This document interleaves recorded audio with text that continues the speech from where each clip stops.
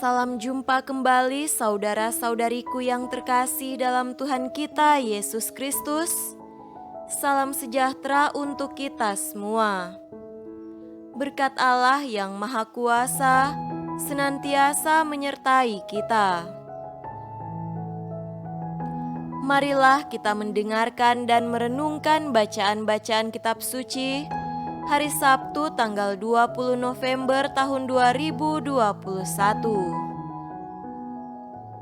Bacaan pertama dari kitab pertama Makabe pasal 6 ayat 1 sampai 13. Dalam pada itu, Raja Antiokus menjelajahi wilayah pegunungan. Didengarnya kabar bahwa Elimais, sebuah kota di negeri Persia, adalah termasyhur karena kekayaan perak dan emas, dan lagi bahwa kuil di kota itu sangat kaya pula, oleh karena di sana ada alat-alat perang emas, lemena, serta senjata yang ditinggalkan Alexander bin Filipus, Raja Makedonia, yang mula-mula merajai orang-orang Yunani. Maka datanglah ia ke sana dan berusaha merebut kota itu serta menjarahinya. Tetapi ia tidak berhasil oleh karena maksudnya ketahuan oleh penduduk kota itu. Mereka memberikan perlawanan kepada raja, sehingga ia lari serta berangkat dari situ dengan sesal hati yang besar, hendak kembali ke Babel. Kemudian datanglah seseorang ke daerah Persia memberitahu raja bahwa bala tentaranya yang memasuki negeri Yudea sudah dipukul mundur, dan khususnya bahwa Lisias yang maju perang dengan bala tentara yang kuat telah dipukul mundur oleh orang-orang Yahudi yang bertambah kuat karena senjata, pasukan dan banyak barang rampasan yang diperoleh mereka dengan diambil dari tentara yang telah mereka kalahkan. Orang-orang Yahudi juga telah membongkar kekejian yang telah ditegakkan raja di atas mezbah di Yerusalem. Bait suci telah dipagari oleh mereka dengan tembok-tembok yang tinggi seperti dahulu, dan demikian pun halnya dengan Bet-Sur, salah satu kota raja. Mendengar berita itu, maka tercenganglah raja dan sangat tergeraklah hatinya. Ia merebahkan diri di ranjang dan jatuh sakit karena sakit hati. Sebab semuanya tidak terjadi sebagaimana diinginkannya. Berhari-hari raja berbaring di ranjangnya, sedang terus-menerus dihinggapi kemurungan besar. Ketika merasa akan meninggal, dipanggilnya semua sahabatnya, lalu dikatakannya kepada mereka, "Tidur sudah lenyap dari mataku, dan hatiku hancur karena kemasgulan. Maka dalam hati aku berkata, kepada keimpitan dan kemalangan manakah aku sampai sekarang ini? Aku ini yang murah hati dan tercinta dalam kekuasaanku. Tetapi teringatlah aku sekarang kepada segala kejahatan yang telah kuperbuat kepada Yerusalem dengan mengambil perkakas perak dan emas yang ada di kota itu, dan dengan menyuruh bahwa penduduk Yehuda harus ditumpas dengan sewenang-wenang. Aku sudah menjadi insaf bahwa oleh karena semuanya itu, maka aku didatangi malapetaka ini. Sungguh, aku jatuh binasa dengan sangat sedih hati di negeri yang asing. Demikianlah sabda Tuhan. Syukur kepada Allah.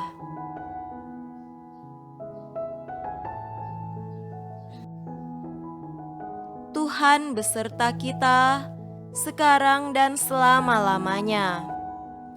Inilah Injil suci menurut Santo Lukas. Dimuliakanlah Tuhan. Injil Lukas pasal 20 ayat 27 sampai 40.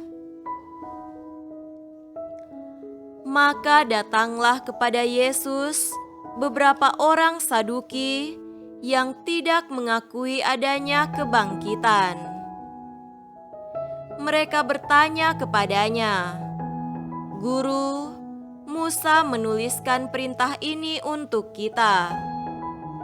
Jika seorang yang mempunyai saudara laki-laki mati sedang istrinya masih ada, tetapi ia tidak meninggalkan anak, saudaranya harus kawin dengan istrinya itu dan membangkitkan keturunan bagi saudaranya itu." Adalah 7 orang bersaudara. Yang pertama kawin dengan seorang perempuan, lalu mati dengan tidak meninggalkan anak. Lalu perempuan itu dikawini oleh yang kedua dan oleh yang ketiga, dan demikianlah berturut-turut oleh ke-7 saudaranya itu. Mereka semuanya mati dengan tidak meninggalkan anak. Akhirnya perempuan itu pun mati. Bagaimana sekarang dengan perempuan itu? Siapakah di antara orang-orang itu yang menjadi suaminya pada hari kebangkitan? Sebab ketujuhnya telah beristrikan dia. Jawab Yesus kepada mereka, "Orang-orang dunia ini kawin dan dikawinkan, tetapi mereka yang dianggap layak untuk mendapat bagian dalam dunia yang lain itu dan dalam kebangkitan dari antara orang mati, tidak kawin dan tidak dikawinkan. Sebab mereka tidak dapat mati lagi, mereka sama seperti malaikat-malaikat, dan mereka adalah anak-anak Allah karena mereka telah dibangkitkan." Tentang bangkitnya orang-orang mati, Musa telah memberitahukannya dalam nas tentang semak duri, di mana Tuhan disebut Allah Abraham, Allah Ishak, dan Allah Yakub.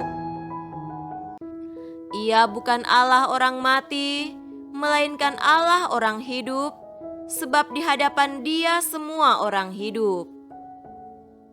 Mendengar itu, beberapa ahli Taurat berkata, "Guru, jawabmu itu tepat sekali." Sebab mereka tidak berani lagi menanyakan apa-apa kepada Yesus. Demikianlah sabda Tuhan. Terpujilah Kristus.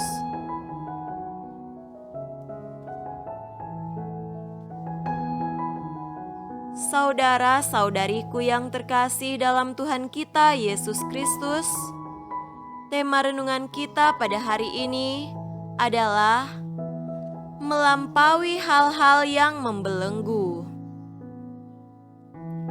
Banyak orang menemukan kebahagiaan bukan karena berhasil mengumpulkan banyak harta dan mendapatkan kedudukan. Justru semakin banyak harta dan kedudukan, orang gelisah dan bingung untuk mempertahankannya. Banyak orang justru berbahagia karena berbalik dari dosa menuju ke jalan yang benar. Mereka berbahagia karena berani melepaskan diri, berani mengatakan tidak, berani berhenti, dan berani beralih dari hal yang tidak mendasar untuk hidup dan ketenangan jiwa mereka.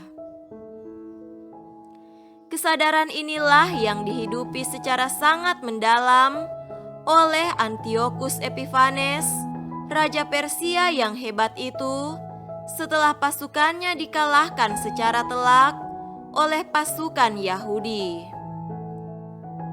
Ia menyesal dan mengakui segala kejahatan yang pernah dibuatnya terhadap Israel.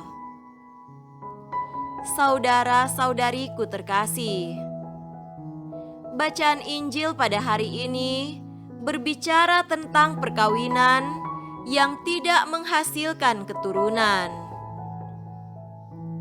Hal itu dipakai oleh orang Saduki sebagai salah satu alasan untuk menolak adanya kebangkitan. Tetapi Yesus mengkritisi pemahaman ini sebab kawin dan dikawinkan tidak bisa dijadikan alasan untuk tidak percaya akan kebangkitan. Di akhir zaman, semua orang tidak lagi berurusan dengan masalah kawin dan keturunan. Di akhir zaman, semua orang berurusan dengan ikatan kesatuan dengan Allah sebagai anak-anaknya. Yesus memperbaiki dan mengangkat pemahaman mereka ke tingkat yang lebih tinggi dengan berbicara tentang status menjadi anak-anak Allah. Ia sendiri menegaskan adanya kebangkitan badan dengan kebangkitannya sendiri 3 hari setelah wafat di salib. Kita percaya pada Yesus yang telah bangkit dengan mulia dan kita hidup dalam kerinduan untuk pada akhirnya juga diikut sertakan dalam kemuliaan ilahi itu. Saat itu kita akan mengalami kebahagiaan dan keselamatan sempurna. Karena itu, hendaklah kita selalu punya sikap tobat dan hidup sebagai anak-anak Allah dengan mengasihi dan mengikuti kehendak Allah yang adalah Bapa kita semua. Semoga demikian. Amin.